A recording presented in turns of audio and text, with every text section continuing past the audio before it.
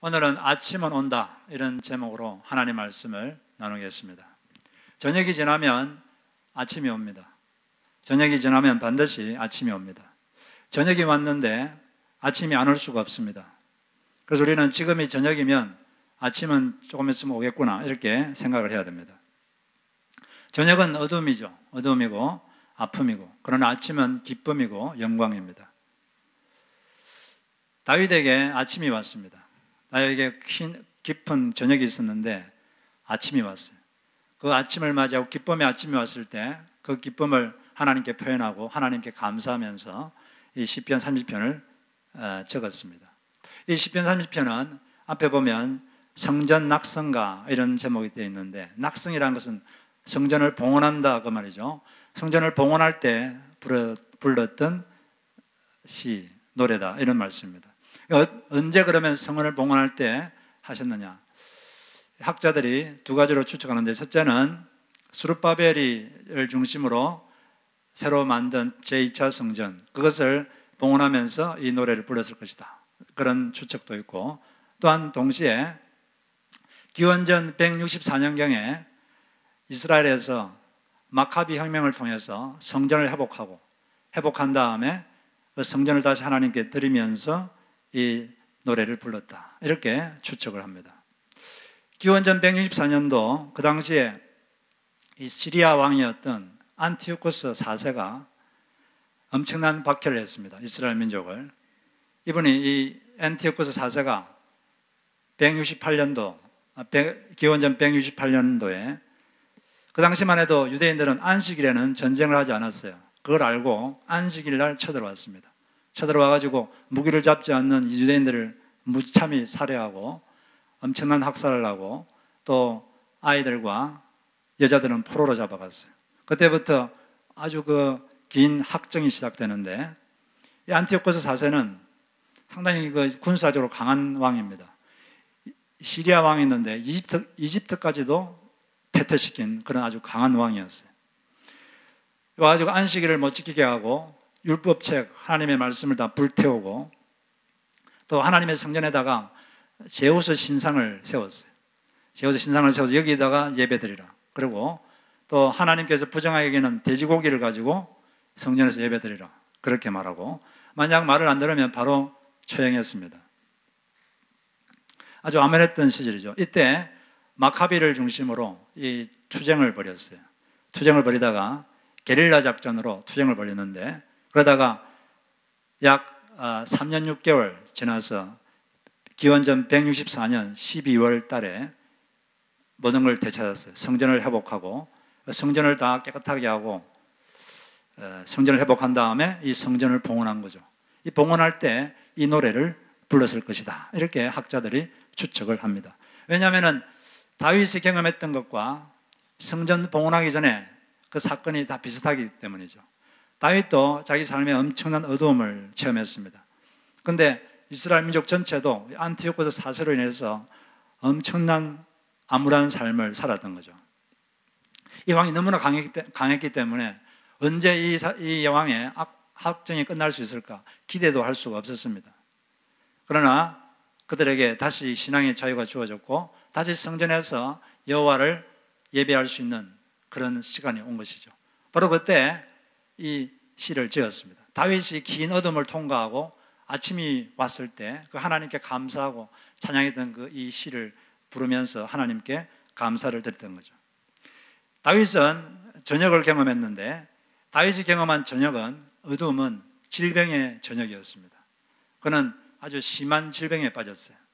2절에 읽어보니까 여호와 내 하나님이여, 내가 주께 부르짖음에 나를 고치셨나이다. 고쳤다 이 말은 몸을 치료했다 그 말이죠. 다윗이 그 당시 의사들이 고칠 수 없는 심한 질병에 빠졌어요. 그래서 이 사람이 고칠 수 없기 때문에 다윗은 하나님께 부르짖었습니다. 그래서 하나님께서 그를 고쳐주셨어요. 사람이 고친 게 아니라 하나님께서 그를 고쳐주셨던 것입니다. 그런 이 긴 어두움에서 벗어나서 드디어 그에게 아침이 온 거죠. 아침이 왔을 때 그 기쁨을 다음과 같이 이야기하고 있죠. 5절에 보니까 그의 노염은 잠깐이요 그의 은총은 평생이로다. 저녁에는 울음이 깃들일지라도 아침에는 기쁨이 오리로다.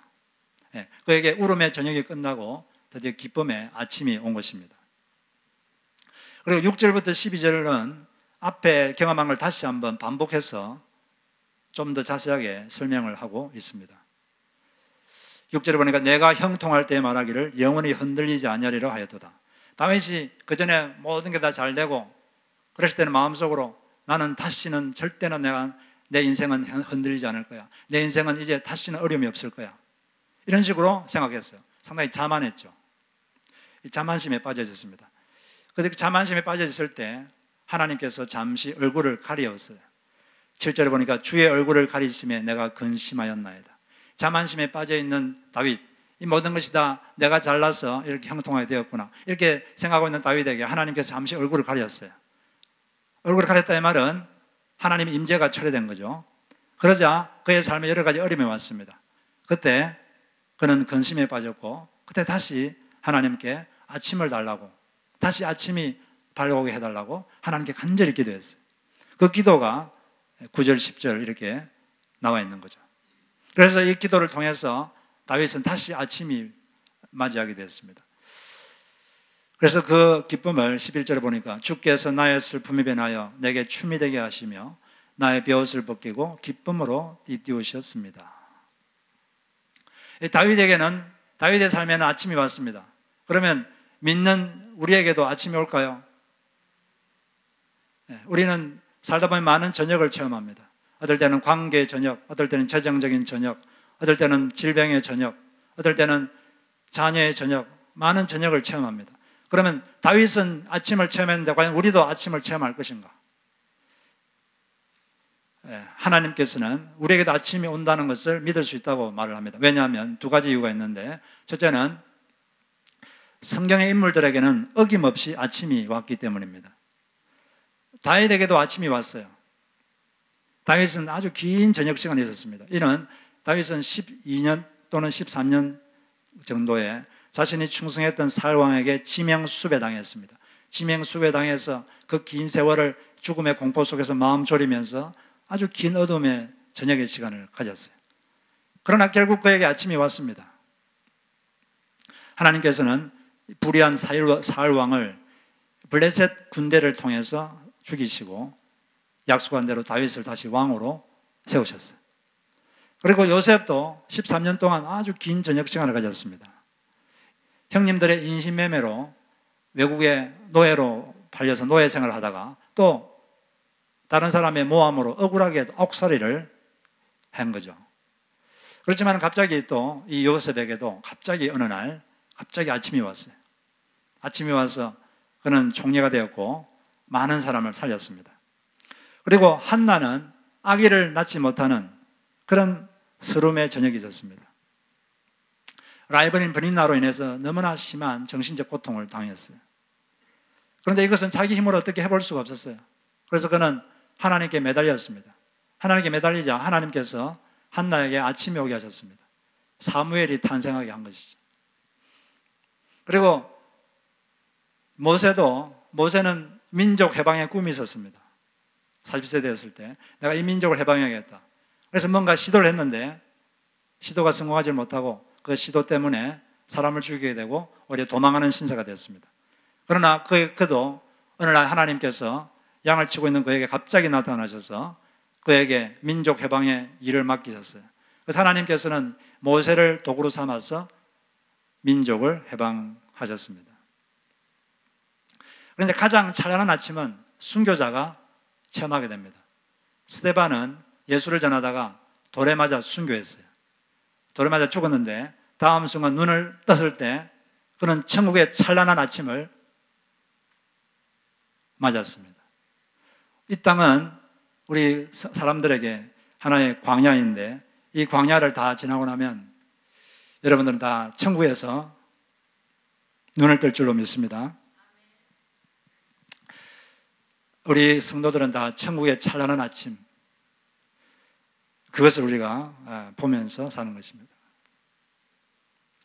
성경의 인물들은 다 아침이 왔어요. 이 성경의 인물들은 지금 현재 21세기 성도들의 삶을 대변하고 있습니다. 성경의 인물들의 삶은 우리 성도들의 삶을 대표하고 있는 것입니다. 하나님은 성경 인물들의 삶을 통해 지상의 성도들을 어떻게 대할 것인가, 그것을 미리 기록을 해놓은 것입니다. 이 성경 인물들에게 대했던 그런 방식으로 하나님은 지금 21세기에 믿는 사람들을 지금도 대하고 있습니다. 그래서 다윗에게 아침이 온 것처럼 믿는 자들에게도 아침이 오게 되어 있습니다. 그리고 요셉에게 아침이 온 것처럼 믿는 이에게는 아침이 오게 되어 있습니다. 그리고 한나에게 아침이 왔듯 믿는 사람에게는 아침이 오게 되어 있습니다. 하나님의 갈망은 우리 성도들에게 아침을 주는 것입니다. 예수님께서 죽으신 금요일은 아주 죽음의 시간이었어요. 어둠의 시간, 저녁의 시간이었습니다. 절망의 시간이었어요. 제자들의 마음속에는 어둠이 가득 찼습니다. 과연 이 금요일에 이 어둠이 끝날 수 있을까? 제자들은 조금도 기대할 수가 없었습니다. 영원히 금요일이 지속될 것 같았어요. 그런데 주일날 새벽 태양이 뜨자 이 부활의 아침이 밝았습니다. 죽었던 예수께서 살아나서 그들은 새로운 아침을 맞이한 것이죠. 하나님의 계획하신 것은 십자가가 아닙니다. 하나님의 계획하신 것은 부활이었어요. 십자가는 지나가는 과정이었습니다. 그 부활을 체험하기 위해서 지나가는 과정이었죠. 그게 바로 하나님의 계획하신 끝이었습니다. 그래서 부활하신 그 예수님께서는 지금도 우리 믿는 자들 옆에 계셔서 우리 애들에게 아침을 주시기 위해서 지금도 일하고 계신 것입니다. 그 부활하신 그분을 여러분들이 보시기를 주의 이름으로 축복합니다. 그래서 우리 믿는 사람에게는 주일이 오는 것입니다. 부활의 아침이 오고 여러분 모두에게 아침이 올 줄로 믿습니다. 그리고 또 우리 믿는 사람에게 아침이 오는 이유는 하나님은 은혜의 하나님이시고 믿는 이는 이미 은혜를 입고 사는 자들이기 때문에 그렇습니다. 아침이 오려면 하나님의 은혜가 필요해요. 하나님의 도움이 필요합니다. 하나님 은혜 없이는 아침이 오지 않습니다. 다윗은 모든 게 다 잘 되고 있을 때 나는 영원히 경고할 것이다. 나에게는 아무 어려움이 없을 것이다. 나는 안전하다. 이런 자만에 빠졌습니다. 제가 금방 말했듯이 자신이 잘나서 그런 줄 알았어요. 그런데 하나님이 얼굴을 잠시 가리니까 내가 잘나서 그런 게 아니었구나. 그는 금방 근심에 쌓였습니다. 그의 삶에 어둠이 왔고 저녁이 왔습니다. 그때 그는 깨달았죠. 내게 다시 아침이 오려면 내게 하나님의 은혜가 필요하구나. 내가 하나님의 도움이 있어야 된다. 하나님의 은혜가 있어야 아침이 오는 것이구나. 그걸 깨달았습니다. 그래서 그는 그때부터 다시 하나님께 부르짖고 간구했습니다. 7절에 보니까 이걸 좀 쉬운 말로 풀어보면 주님, 제가 죽는 것이 주님께 무슨 유익이 되겠습니까? 제가 죽는다면 당신이 원하시는 찬양을 제가 어찌 다시 부를 수 있겠습니까?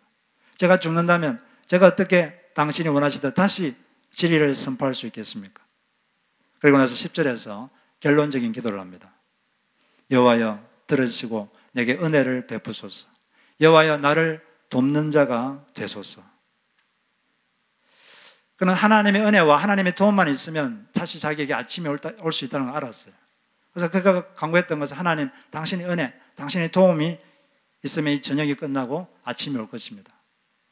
그런데 다행스럽게 우리가 믿는 하나님은 은혜에 인색하신 하나님이 아니라 은혜가 풍성하신 하나님이십니다.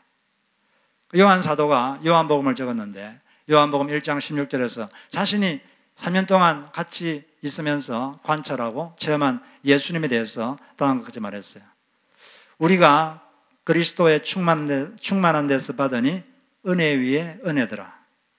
은혜 위에 은혜더라. 이 말은 이미 받은 은혜 위에 다시 은혜가 부어졌다. 이미 받았는데 그 위에 다시 은혜가 부어졌다. 그런 말씀이죠.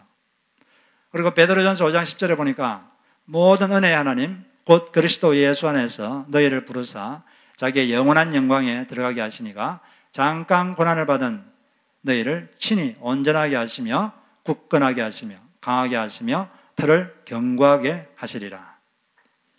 다행스럽게도 하나님은 은혜가 많은 분이십니다. 그리고 그게 감사한 거죠. 그래서 그 은혜가 풍성한 하나님 때문에 우리는 잠시 저녁을 체험하지만 다시 모든 것을 하나님 굳건하게 하시고 강하게 하시고 털을 견고하게 하는 아침이 오게 되는 것입니다. 그리고 우리가 예수님을 믿었다는 것은 이미 우리에게 하나님의 은혜가 임했다는 말씀이죠.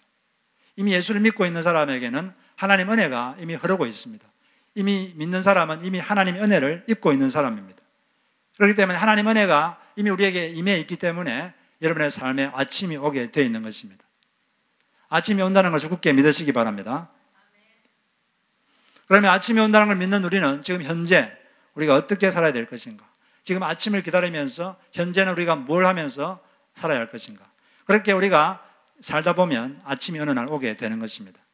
먼저 첫째는 계속 하나님을 의지하고 신뢰하고 계속 그분을 첫 자리에 모시는 삶을 사는 것입니다. 하나님을 계속 신뢰하고 계속 의지하고 계속 그분을 첫 자리에 모시는 삶을 살다 보면 어느 날 아침에 아침이 오게 되어 있어요. 다윗은 어둠의 저녁에도 계속 하나님을 의지하고 신뢰했습니다. 그가 기도를 했다는 건 그걸 입증하죠. 하나님을 신뢰하지 않는 사람은 기도를 안 합니다. 하나님을 의지하지 않는 사람은 기도를 안 해요. 왜냐하면 기도할 필요가 없으니까. 그러나 하나님을 의지하고 하나님을 신뢰하는 사람은 기도를 합니다. 기도했다는 것은 이분이 하나님을 신뢰하고 있구나, 하나님을 의지하고 있구나, 그걸 말하는 거죠. 그리고 다윗은 간혹 실수도 했지만 하나님을 첫 자리에 모시는 삶을 계속 살려고 노력했습니다. 그래서 우리가 어떤 일이 있어도 계속 하나님을 신뢰하고 그분을 첫 자리에 모실 때 그렇게 살다 보면 어느 날 아침이 오는 것입니다. 그리고 두 번째는 자기 파괴적인 요소에서 벗어나야 하는 것입니다. 자기 파괴적인 요소를 붙잡고 있으면서 자기 삶에 아침이 올 것이다 기대하기는 힘듭니다. 예레미야 28장에 보면 두 선지자가 나와요. 한 명은 예레미야고 한 명은 하나냐인데 이 하나냐는 거짓 선지자입니다. 그 당시는 남유다의 마지막 왕 시드기야 왕 마지막 왕 시절이었어요. 그때 바벨론이 침공해서 바벨론 제국이 침공해서 지금 망하기 직전입니다. 그때 하나님은 예레미야를 통해서 말씀하셨어요. 너희들이 사는 방법은 너희들을 파괴시키는 우상 숭배를 버려야 된다. 그리고 또 우상 숭배를 인한 여러 가지 타락들, 도덕적, 영적, 성적 타락들에서 돌아서야 된다. 그것이 너희들이 사는 길이다. 이렇게 예레미야를 통해서 말씀했어요. 그런데 하나냐는 예레미야의 말이 틀렸다고 주장했습니다. 하나냐의 말을 인용해 보면 그렇지 않다. 2년 내에 바벨론의 멍에는 꺾이고 2년 내에 모든 것은 회복된다. 잡혀간 포로도 돌아오고 빼앗겼던 성전 기물도 다시 되돌려 받을 것이다. 우리는 절대 망하지 않는다. 여호와의 말씀이다. 이렇게 예언했어요. 예레미야를 통해서는 하나님이 너희들이 우상을 버리고 여러 가지 도덕적, 윤리적 타락을 버려야지 너희들이 살 수 있다 그랬는데 하나님은 그렇지 않다. 자기들을 파괴하는 우상을 그대로 갖고 있으면서 그냥 2년 내에 바벨론이 멸망하고 우리는 모든 것이 회복될 것이다. 그렇게 말했어요. 그러자 하나님께서 예레미야를 통해서 이렇게 말씀하셨습니다. 예레미야 28장 15절을 보니까 하나냐여 들으라. 여호와께서 너를 보내지 아니하셨거늘 너가 이 백성에게 거짓을 믿게 하는도다. 그러므로 여호와께서 이와 같이 말씀하시되 내가 너를 지면에서 제하리라. 너가 금년에 죽으리라. 하나냐는 그 해에 죽었습니다. 그리고 돌이키지 않았던 남유다는 바벨론 제국에 멸망당했죠. 그래서 우리 각자들에게는 자기를 파괴하는 요소가 있을 수 있어요. 사람마다 자기 파괴적인 요소가 있습니다. 그것을 제거해야 돼요. 그리고 그걸 제거하기 위해서는 먼저 그걸 드러내야 됩니다. 하나님께도 드러내고 다른 사람에게 드러내야 돼요. 드러내지 않으면 절대 치료되지 않습니다. 사람은 혼자 힘으로 자기 파괴적인 요소를 절대 고치기가 힘들어요. 먼저 드러내야 돼요. 하나님께 드러내고 사람에게 드러내야 됩니다. 그리고 도움을 청해야 됩니다. 그럴 때 그 자기 파괴적인 요소가 사라질 수가 있는 것이죠. 그럴 때 이제 치유가 시작되는 겁니다. 그리고 우리는 자기를 파괴하는 요소가 뭔지를 생각하고 내 삶을 파괴하는 요소가 뭔가 이걸 생각하고 그걸 없애기 위해서 기도하고 또 애를 써야 돼요. 하나님은 모든 문제보다 크신 분이십니다. 그분은 전능하신 분이십니다. 그래서 우리가 그걸 드러내고 하나님께 기도하고 다른 사람의 도움을 받아 노력할 때 하나님께서 하나님의 때에 그 문제를에서 벗어나도록 하는 것입니다. 자기 파괴적인 거기에서 벗어나도록 해주시는 거예요. 그리고 세 번째는 마지막으로 자신이 영향을 미칠 수 있는 부분은 자신이 하고 영향을 미칠 수 없는 부분은 기도로 하나님께 맡겨야 한다는 것이죠. 어떤 분은 자기 삶에 문제가 오면 다음과 같이 한다고 합니다. 종이를 기도하면서 종이를 한 장 꺼내서 종이에다가 줄을 쫙 긋습니다. 가운데다가 줄을 쫙 꺼서 오른쪽에는 자신이 이 문제를 해결하는 데 영향을 미칠 수 있는 것, 이 문제를 해결하기 위해서 자기가 할 수 있는 일, 그걸 오른쪽에다가 적습니다. 하나씩 하나씩 생각하면서 적습니다. 그 다음에 줄을 끈 다음 왼쪽에는 자신이 영향을 미칠 수 없는 부분, 자기 아무리 해도 자기가 할 수 없는 것들을 쭉 적습니다. 예를 들면 사업하시는 분이면 사업하시는 분이 사업이 안 되면 문제가 생긴 거죠. 그런데 자기가 할 수 없는 게 있어요.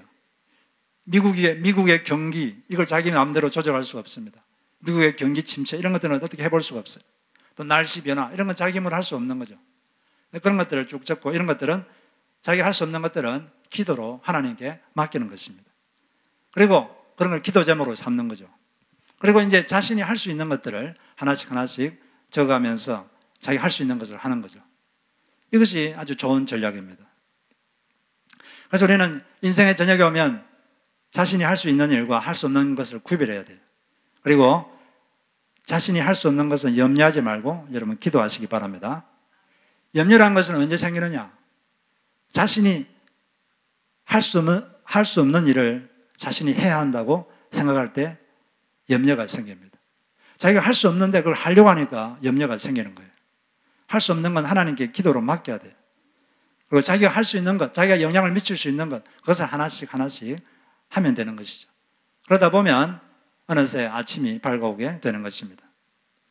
그런데 우리가 자기가 할 일을 하되 이걸 잘해야 되는데 두 가지 태도로 하는 게 필요합니다. 먼저 조급하지 말아야 되고 또 혼자 하지 말고 다른 사람들과 같이 해야 돼요. 이 조급해서는 안 되는 것입니다. 조급하다는 것은 자연적 흐름을 거슬러서 억지로 자기 힘으로 하려고 할 때 조급함이 생깁니다. 이 흐름이라는 게 있는데 이걸 거슬러서 억지로 막 그렇게 하려고 하면 이 조급함이 생겨요. 시편 37편 7절에 보니까 같이 한번 읽어볼까요? 자, 시작. 여호와 앞에 잠잠하고 참아 기다리라. 불을 거치고 노를 버리며 불평하지 말라. 오히려 악을 만들 뿐이라. 여호와 앞에 잠잠하고 참아 기다리라. Be still before the Lord and wait. 21장 5절에 보니까 for him. 인내를 가지고 그를 기다려야 된다는 거죠. 그리고 잠언 21장 5절에 보니까 부지런한 자의 경영은 풍부함에 이를 것이나 조급한 자는 궁핍함에 이를 따름이니라. 이 조급한 행동은 더 자기를 힘들게 한다는 거죠. 그리고 말도 우리가 조급하게 하면 안 되는데 잠언 29장 20절에 보니까 너가 말이 조급한 사람을 보느냐 그보다 미련한 자에게 오히려 희망이 있느니라. 잠언 14장 29절 노하기를 뜻이하는 자는 크게 명철하여도 마음이 조급한 자는 어리석음을 나타내느니라. 우리는 조급해서는 안 되고 침착하게 하나님을 기다리고 하나님 앞에 와야 되는 거죠. 하나님 앞에 침착하게 서 있는 걸 배워야 됩니다. 그런데 우리가 경험적으로 보면 하나님은 사람이 생각하는 것보다 느리게 움직이는 것 같습니다. 우리가 생각하는 것보다 하나님이 좀 느리게 움직일 때가 많다는 생각이 들죠. 그래서 어떤 분은 시속 3마일의 하나님 이런 책을 썼어요. 차가 시속 3마일로 가면 얼마나 답답하겠습니까? 그런데 우리가 볼 때 하나님은 참 천천히 가는 것 같다 이렇게 느낄 때가 있다는 거죠. 그런데 그래도 괜찮아요. 여러분 영국의 청교도들이 메이플라워를 타고 신대륙에 도착했습니다. 메이플라워의 그 속도가 얼마인지 아십니까? 메이플라워의 속도는 시속 2마일이었어요. 시속 2마일로 유럽에서 신대륙까지 그렇게 갔습니다. 시속 2마일이라도 신대륙에 도착했어요. 도착해서 신대륙에서 새로운 역사를 썼습니다. 시속 2마일이든 3마일이든 가면 되는 거잖아요. 신대륙에 도착해서 새로운 역사를 쓰면 되는 것이죠. 그래서 우리는 조급하지 말고 하나님께서 일하고 있다는 걸 알고 너무 급하게 하지 말고 하나님의 시간에 자기를 맞추시기 바랍니다. 많은 사람들은 자기가 생각하는 때가 지나면 하나님의 때가 지났다 이렇게 생각하는데 하나님의 때는 우리의 때와 다릅니다. 조급하지 말고 하나님 앞에 잠잠하고 참아 기다리시고 불평하지 마시기를 바랍니다. 그리고 우리는 함께 할 게 아니라 같이 해야 돼요. 같이 이 길을 가야 됩니다. 어둠이 깃든 저녁에는 혼자 하면 안 되고 같이 해야 돼요. 하나님이 우리에게 주신 가장 강한 무기는 중에 하나는 다른 성도입니다. 다른 성도의 도움. 이게 우리에게 주신 아주 강한 무기예요. 그래서 전도서 4장 9절로 12절에는 이 새벽녘을 읽어보면 혼자보다는 둘이 더 낫다. 두 사람이 함께 일할 때 더 좋은 결과를 얻을 수 있기 때문이다. 그 가운데 하나가 넘어지면 다른 한 사람이 자기의 동물을 일으켜 줄 수 있다. 그러나 혼자 가다가 넘어지면 딱하게도 일으켜 줄 사람이 없다. 또 둘이 누우면 따뜻하지만 혼자라면 어찌 따뜻하겠는가. 혼자 싸우면 지지만 둘이 힘을 합치면 적에게 맞설 수 있다. 세 겹줄은 쉽게 끊어지지 않는다. 같이 가면 느릴 수가 있습니다. 왜냐하면 보폭을 맞춰야 되니까 느릴 수 있어요. 그러나 같이 가야 오래 갈 수 있습니다. 같이 가야 끝까지 갈 수 있어요. 같이 가야 아침에 올 때까지 갈 수가 있습니다. 혼자 가면 아침이 오기 전에 그냥 주저앉아 버릴 수가 있기 때문입니다. 그래서 우리는 어둠이 임했을 때 우리 혼자뭘 하려고 하지 말고 같이 손잡고 같이 가야 돼요. 담쟁이라는 시가 있는데 담쟁이 넘구리 벽을 넘어가는 그걸 보고 누가 시를 지었어요. 도종환 씨가. 그 시를 한번 읽어보겠습니다. 이 시에 이런 모습들이 잘 나타나 있습니다. 저것은 벽, 어쩔 수 없는 벽이라고 우리가 느낄 때 그때 담쟁이는 말없이 그 벽을 오른다. 물 한 방울 없고 씨앗 한 톨 살아남을 수 없는 저것은 절망의 벽이라고 말할 때 담쟁이는 서두르지 않고 앞으로 나간다. 한 뼘이라도 꼭 여럿이 함께 손을 잡고 올라간다. 푸르게 절망을 잡고 놓지 않는다.